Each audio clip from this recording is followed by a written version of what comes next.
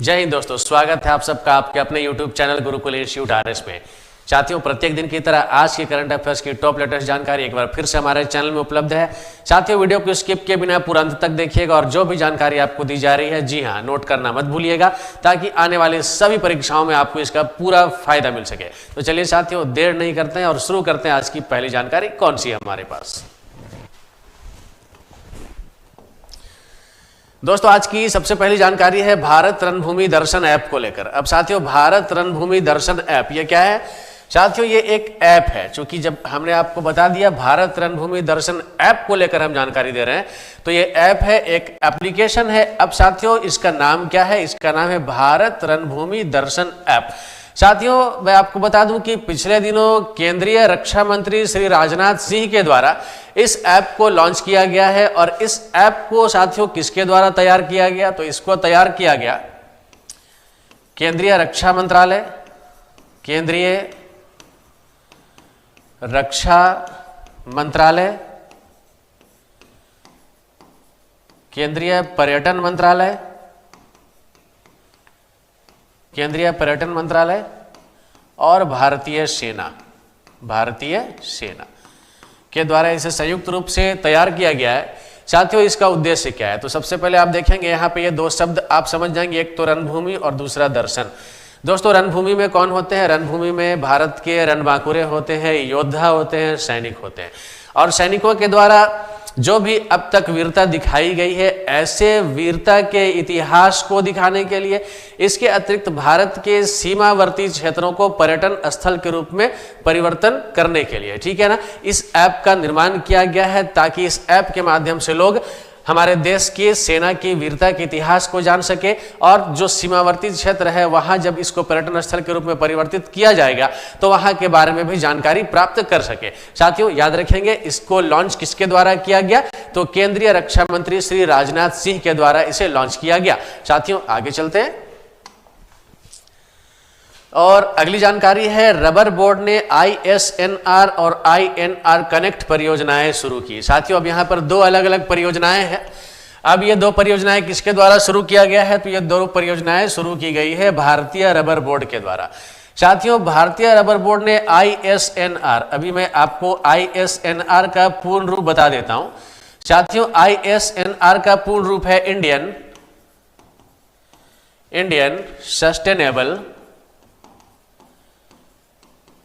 Sustainable natural rubber. Hindi में क्या बोलेंगे हम लोग? हिंदी में हम लोग बोलेंगे भारतीय सतत प्राकृतिक रबर, ठीक है, भारतीय सतत प्राकृतिक रबर। और INR कनेक्ट, अर्थात इसका मतलब क्या हो गया? इंडियन नेचुरल रबर कनेक्ट परियोजना जो है ये शुरू किया गया भारतीय रबर बोर्ड के द्वारा। दोस्तों, ये दोनों परियोजनाओं को शुरू करने के पीछे का उद्देश्य क्या है? तो भारत के रबर उद्योग को वैश्विक स्तर पर पहचान दिलाना और इसके अतिरिक्त भारत में रबर के उत्पादन को बढ़ावा देना, ये इन दोनों परियोजनाओं का मुख्य उद्देश्य है। याद रखना है दोस्तों, किसके द्वारा शुरू किया गया? भारतीय रबर बोर्ड के द्वारा शुरू किया गया। साथियों, आगे बढ़ते हैं और अगली जानकारी है NDRF का 20वां स्थापना दिवस को लेकर। साथियों, NDRF का 20वां स्थापना दिवस पिछले दिनों दोस्तों 19 जनवरी को मनाया गया। जी हाँ, पिछले दिनों 19 जनवरी को मनाया गया 20वां स्थापना दिवस, जिसमें मुख्य अतिथि कौन थे? चीफ गेस्ट कौन थे दोस्तों? इस स्थापना दिवस समारोह के मुख्य अतिथि थे केंद्रीय गृह एवं सहकारिता मंत्री श्री अमित शाह। याद रखेंगे, केंद्रीय गृह एवं सहकारिता मंत्री श्री अमित शाह समारोह के मुख्य अतिथि थे।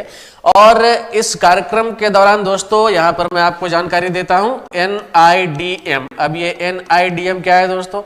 ये NIDM है नेशनल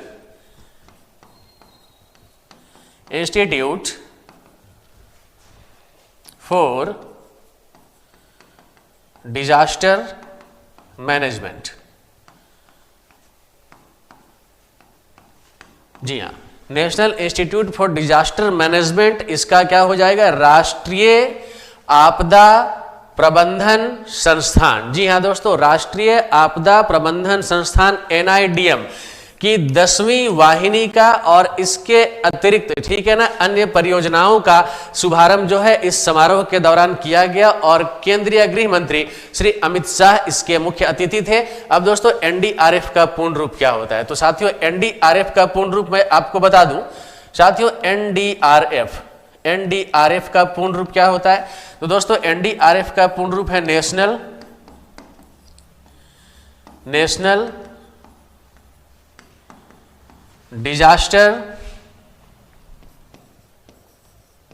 रिस्पॉन्स फोर्स। जी हाँ, नेशनल डिजास्टर रिस्पॉन्स फोर्स, इसको हिंदी में हम लोग क्या बोलेंगे साथियों? इसको हम लोग हिंदी में बोलेंगे राष्ट्रीय आपदा मोचन बल। क्या बोलेंगे दोस्तों? राष्ट्रीय आपदा मोचन बल बोलने का हम लोग काम करेंगे।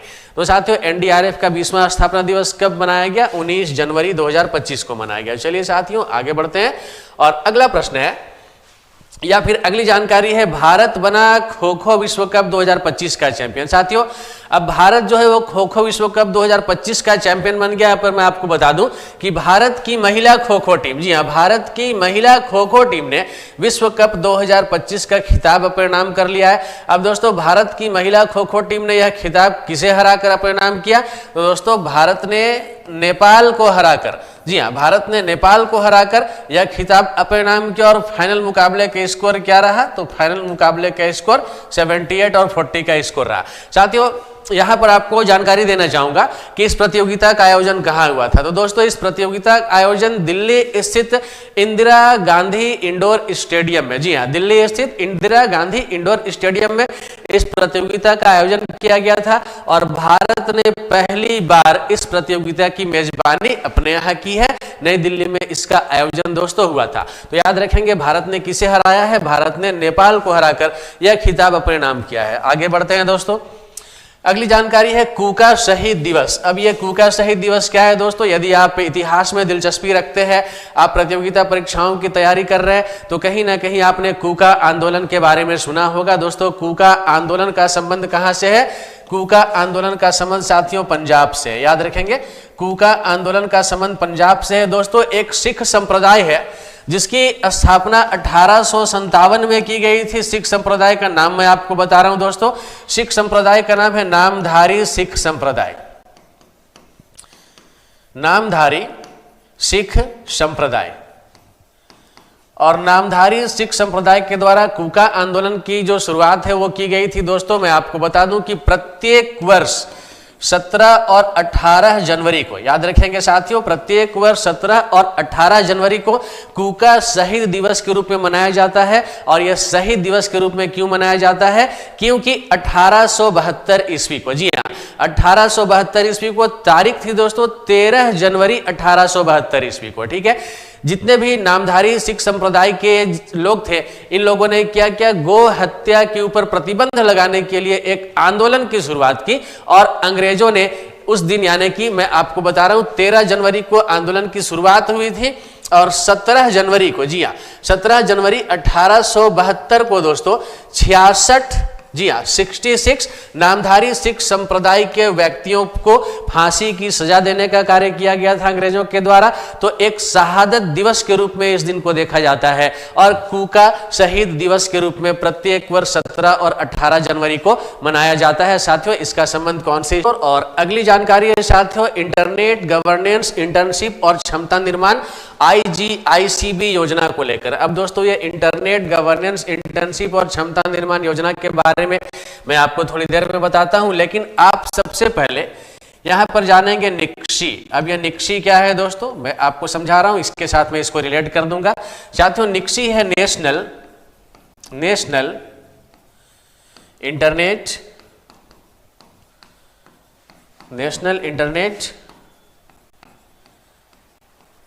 Exchange board of India. हाँ दोस्तों, national internet exchange board of India. अब इसकी स्थापना कब हुई थी? तो इसकी स्थापना वर्ष 2003 में हुई थी। साथियों कब हुई थी इसकी स्थापना? इसकी स्थापना हुई थी वर्ष 2003 में और इस निक्सी के द्वारा अर्थात national internet exchange board of India के द्वारा दोस्तों इंटरनेट गवर्नेंस इंटर्नशिप और क्षमता निर्माण IGICB योजना शुरू की गई है।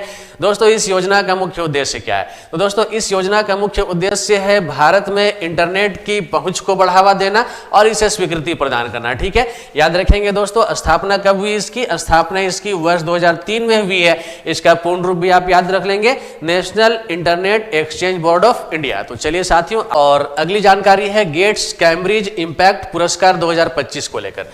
साथियों गेट्स कैम्ब्रिज इंपैक्ट पुरस्कार 2025 यह सम्मान किसे दिया गया? तो दोस्तों ये जो सम्मान दिया गया, जिस वक्त आप इनकी तस्वीर देख रहे हैं, ये दोस्तों एक भारतीय प्रोफेसर है। जी हाँ, ये एक भारतीय प्रोफेसर है और इनका नाम है उर्वशी सिन्हा। जी हाँ, याद रखेंगे दोस्तों, इनका नाम है उर्वशी सिन्हा और इन्हें गेट्स कैम्ब्रिज इंपैक्ट पुरस्कार 2024 का सम्मान दिया गया।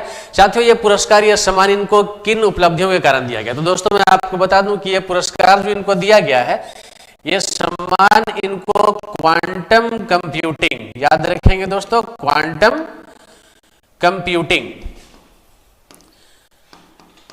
कंप्यूटिंग के क्षेत्र में इनके द्वारा दिए गए योगदान के लिए यह सम्मान इनको दिया गया है। तो याद रखेंगे दोस्तों, नाम क्या है इनका? उर्वशी सिन्हा इनका नाम है। क्वांटम कंप्यूटिंग के क्षेत्र में योगदान के लिए इनको यह सम्मान दिया गया। सम्मान का नाम क्या है? गेट्स कैम्ब्रिज इंपैक्ट पुरस्कार 2025। बढ़ते हैं दोस्तों अगले स्लाइड की ओर, और अगला स्लाइड है बिल्कुल क्विज के रूप में, प्रत्येक दिन की तरह यहां से प्रश्न शुरू हो रहा है। प्रश्न है, हाल ही में भारत रणभूमि दर्शन को किसके द्वारा लॉन्च किया गया? अब भारत रणभूमि दर्शन को किसके द्वारा लॉन्च किया गया दोस्तों, मैंने आपको जानकारी दी है। ऑप्शन ए आपका करेक्ट आंसर है, राजनाथ सिंह। कौन है? देश के केंद्रीय रक्षा मंत्री है राजनाथ सिंह। इस प्रश्न का सही उत्तर है ऑप्शन ए। बढ़ते हैं दोस्तों आगे। भारतीय रबर बोर्ड ने कौन सी दो महत्वपूर्ण पहल हाल ही में शुरू की है? अब दोस्तों कौन से दो महत्वपूर्ण पहल जो है वो रबर बोर्ड के द्वारा, भारतीय रबर बोर्ड के द्वारा शुरू किया गया? तो आपको मैंने बताया था ISNR और INR कनेक्ट, यानी इसका सही उत्तर ऑप्शन ए होगा, ISNR।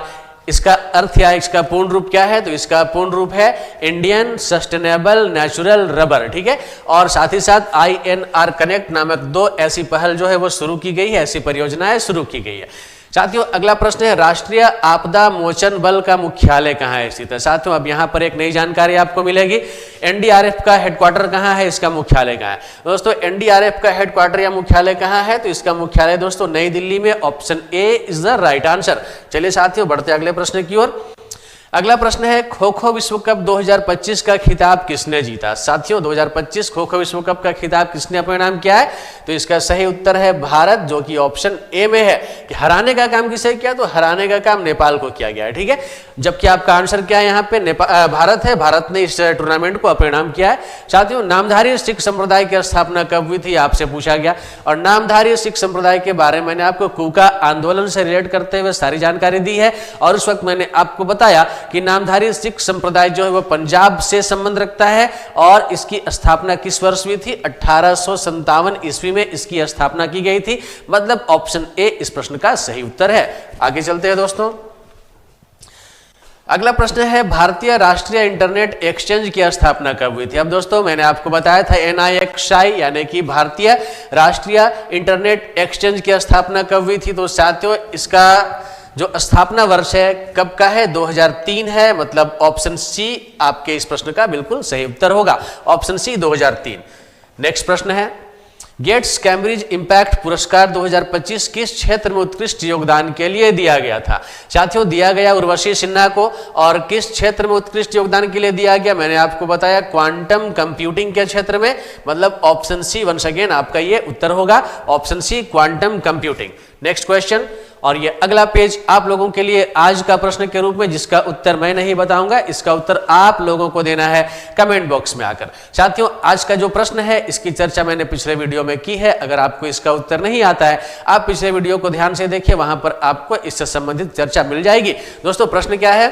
प्रश्न है, अभी हाल ही में BCCI के लिए नए लोकपाल के रूप में किसे नियुक्त किया गया है? साथियों अभी बीसीसीआई का नया लोकपाल बनाया गया है। अब किनको बनाया गया है? ऑप्शंस आपके सामने है। ऑप्शन ए है न्यायमूर्ति दीपक गुप्ता, ऑप्शन बी है न्यायमूर्ति यूनिस खान, ऑप्शन सी न्यायमूर्ति Arun Mishra and option D न्यायमूर्ति एम श्रीवास्तव। साथियों, क्या लगता है इस प्रश्न का सही उत्तर कौन सा है? कमेंट बॉक्स में आइए और अपना जवाब दे जाइए। दोस्तों, आप लोगों को प्रतियोगिता परीक्षा की तैयारी मेरे ख्याल से बिल्कुल शानदार तरीके से बिना हतोत्साहित हुए लगातार आगे बढ़ाने का काम जारी रखना चाहिए।